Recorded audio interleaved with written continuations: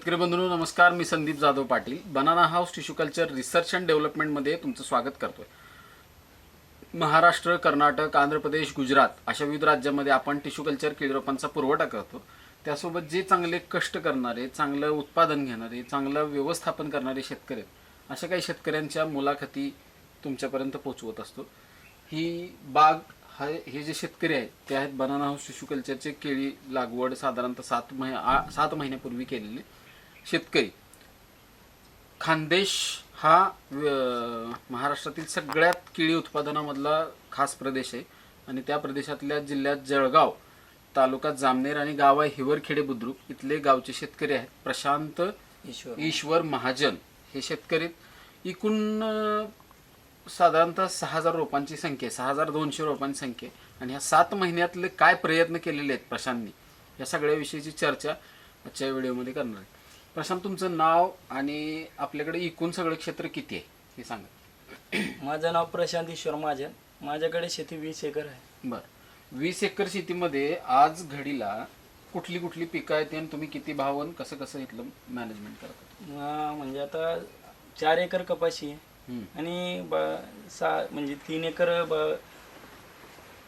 7 acre बागायती माझी बागायती. काय काय त्याच्यामध्ये? आता हार्वेस्टिंगला 3000 रुपये म्हणजे 3500 कटिंगला आहे. तो कटिंग वाला ते 7 आणि समजा कपाशी किती 3-4 एकर. 3-4 एकर आणि बाकीचं खाली आता खाली कट आणला ठेवलेलं आहे सप्टेंबर साठी ठेवलेलं. म्हणजे हे कंटिन्यू तुम्ही फक्त कपाशी आणि केळीच करता, दुसरं काय बाकी काहीच नाही. तर ह्यामध्ये जे इथलं जे व्यवस्थापन आहे समजा ते आता ही किती एकरावरती किती बाय किती अंतरावरती किती रोपं बसवले? हे आता 3.5 3.5 आसपास याच्यावर 6200 रोपं बसवलेले. 6200 5 बाय 5 3.5 एकर क्षेत्र आहे. 3.5 एकर क्षेत्र, 5 बाय 5 अंतर आणि 6200 रोपांची ही बाग आहे. ज्यावेळेस सुरुवातीला ह्या क्षेत्रात केळी लागवड करायचा निर्णय घेतला त्यावेळेस ह्यात काय होतं आणि कुठलं पीक होतं आणि कसं कसं क्षेत्र तयार कपाशी होती. कसं कसं क्षेत्र तयार केलं सांगा की. म्हणजे जमिनीची तयारी कशी तयार? जमिनीची तयारी नांगरटी केली त्याच्यावर रोटो आणि म्हणजे डिसेंबर मध्ये रोप आलं तेव्हा याच्यावर आपल्या सरीवर रोप लावलं. बेडवर नाही, बेडवर जे लाईनवर नुसती रेषांवर. बरोबर, काकर काकर मारून. काकर मारून. बरं, ते ठीक आहे. पण शेणखताचा वापर काय सुरुवातीला? याच्यात काहीच नाही शेणखत. का बरं? म्हणजे काय आम्ही म्हणजे इथं हे जे शेत आहे पूर्ण वांगाचं शेत आहे, पूर्ण नाले वगैरे भरून सनी शेत तयार केलेले आम्ही. असं म्हणजे गरज वाटली नाही? गरज वाटली नाही. आणि जे आता अजून आपलं खालती असं हे म्हणजे पूर्ण गैवटवाणी वाटायचं म्हणून मी ट्राय केला रोप इथंच लावायचं. पण चांगलं आलंय, काय अडचण नाही. म्हणजे शेणखता म्हणजे जमिनीची ताकद थोडीशी जास्त आहे. गाळा आणून टाकलाय तुम्ही तळ्यात? नाही, काहीच नाही. मग ती काय म्हणताय तुम्ही? नाल्यातली जमीन होती ना पूर्ण हे करून सण करलेले बस. नवीन माती होती. नवीन. आणि मग ह्याच्या आधी कुठली कुठली पिकं काढली होती? यात कपाशी घेतली. कपाशी, हरभरा वगैरे नाही, तूर मका, तूर मका कपाशी ही पिकं म्हणजे बेवडाची पिकं घेतली.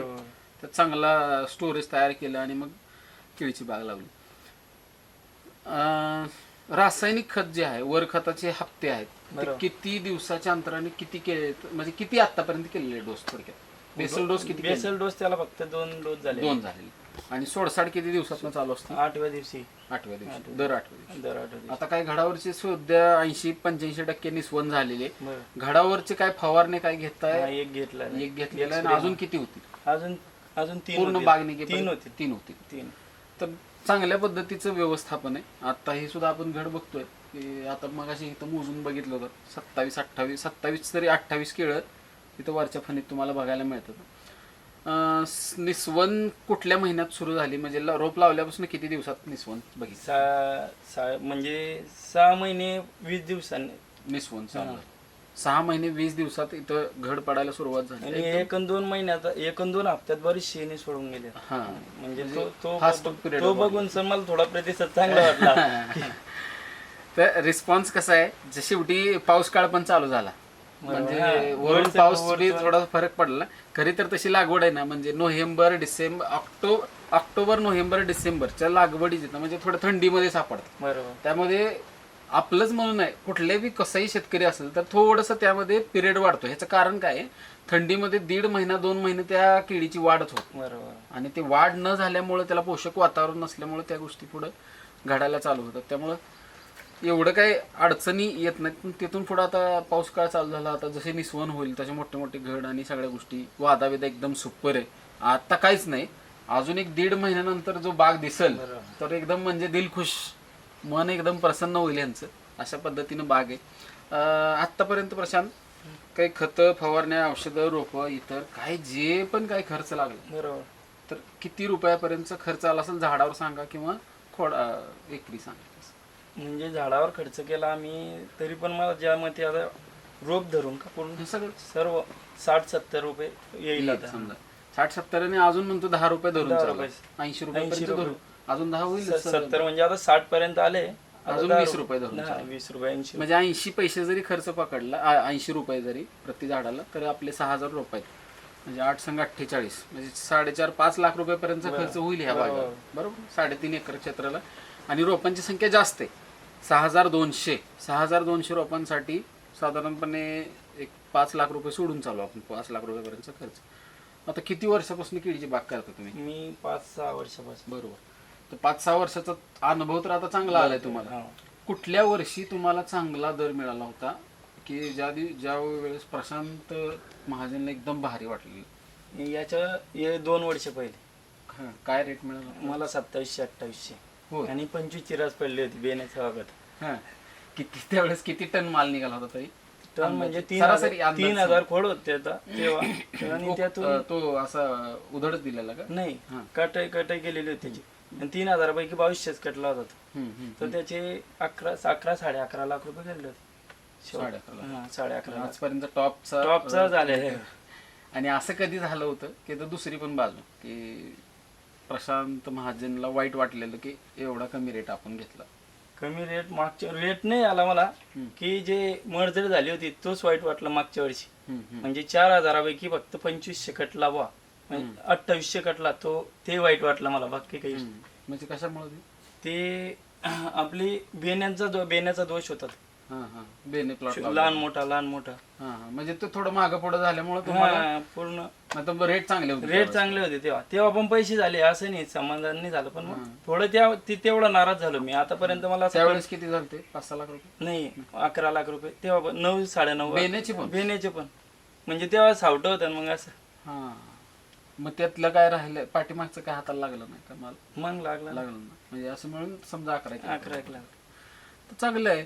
म्हणजे शेवटी कसं आहे, जो शेतकरी चांगलं व्यवस्थापन करतोय, दुर्लक्ष करत नाही, त्याला खत पाणी वेळच्या वेळेस. आता आम्ही आलतो तरी पण ही शेतामध्ये कामच करायला चालू आहे, दिसते ते शर्टवर की काही ना काही काम चालू.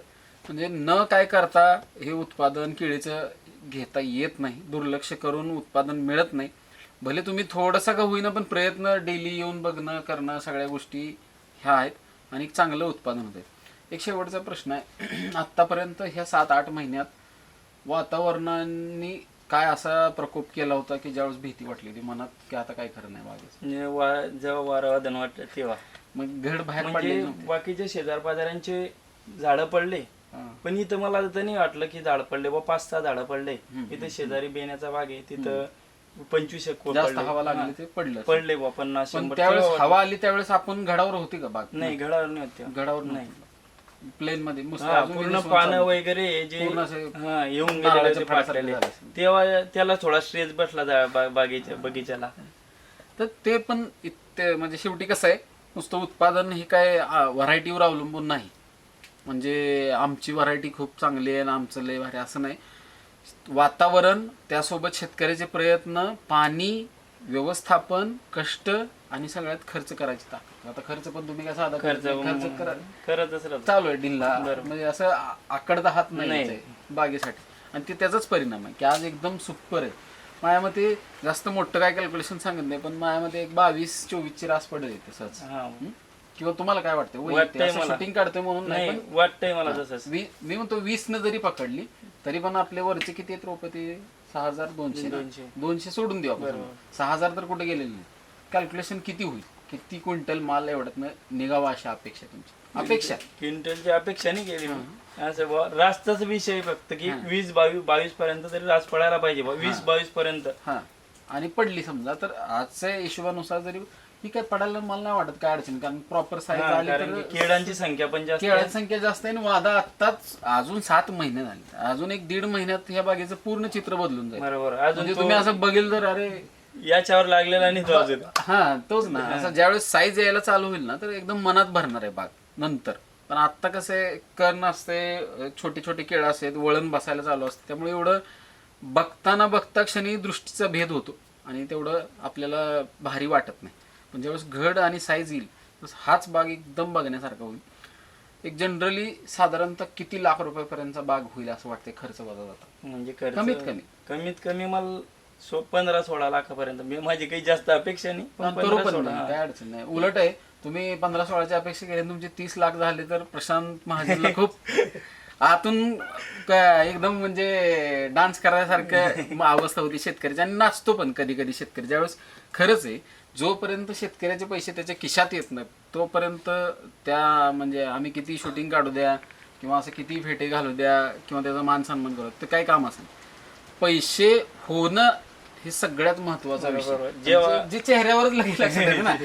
हाच रेट तुम्हाला आता उद्या 25-28 दर राहिले आणि एवढ्याच बागेचे म्हणले तर म्हणजे प्रशांत महाजन एकदम काय म्हणू आपण, एक 5 वर्ष एकदम पुढे जाऊन जातो बरोबर. ऑटोमॅटिक. म्हणजे जो काही पाठीमागचा थोडासा काय हे तो एकदम पुढे खुश होऊन जातो. तशी एखादी. आणि ह्या सगळ्या नियोजनामध्ये अत्यंत महत्त्वाचा विषय असतो की व्यवस्थापन. आणि ते व्यवस्थापन चांगल्या पद्धतीने केलेलं हा त्याचा परिणाम आहे की आज एवढी चांगल्या पद्धतीने बाग येणाऱ्या मला वाटतं अजून एक 2.5 ते 3 महिन्यात हार्वेस्टिंग येईल. 3 महिन्याच्या आत इथं हार्वेस्टिंग होईल, म्हणजे 10 महिन्यापर्यंत इथलं हार्वेस्टिंग होईल. आमची नवरात्र हे अपेक्षा तोपर्यंत. बस आता तर जोर लावला थोडासा खताला पाण्याला तर मग होऊनच जाईल, कारण आता असे बऱ्यापैकी आहेत. मला तर वाटतंय की होऊन जाईल. दीड एक महिन्यात यायला काय अडचण नाही. मग अजून खूप आहे ना, आता ऑगस्ट सप्टेंबर ऑक्टोबर आरामात सहज आरामात होऊन जाईल. तर खानदेश जळगाव आणि तालुका जामनेर इथले शेतकरी प्रशांत ईश्वर महाजन यांची ही बाग, अशाच प्रकारची बाग असेच शेतकरी नवीन ठिकाणी नवीन जागेत भेटणारच आहे. तोपर्यंत सर्व शेतकरी बांधवांचे मनापासून